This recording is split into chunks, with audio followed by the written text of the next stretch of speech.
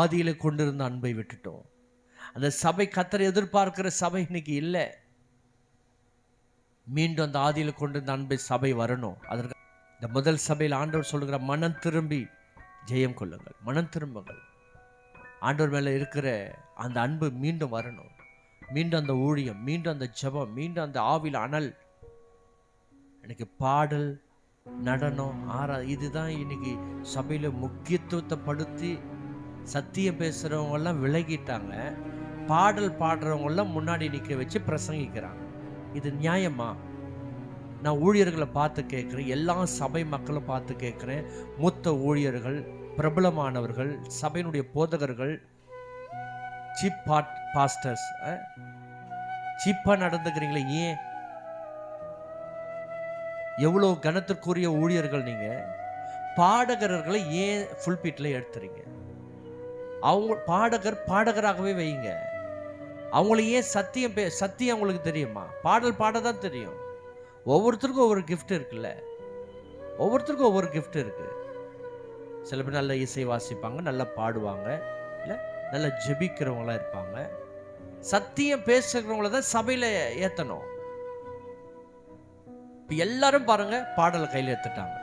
யூடியூப்ல பிரபலமாகும். யூடியூப்ல பிரபலம் ஆயிடுச்சுன்னா, ஒரு 5 பாட்டு பிரபலம் ஆயிடுச்சுன்னா அவங்க பெரிய ஊழியக்கார். டிமாண்ட் பண்றாங்க, எங்களுக்கு 10,000 20,000 இல்லைன்னு சொல்லுங்க பார்க்கலாம். எந்த சபையில டிமாண்ட் பண்ணல சொல்லுங்க, கமெண்ட் பண்ணுங்க. நான் தைரியமா சொல்றேன். பெரிய மூத்த ஊழியர்களே, எந்த சின்ன சபைக்கு நீங்க போறீங்க?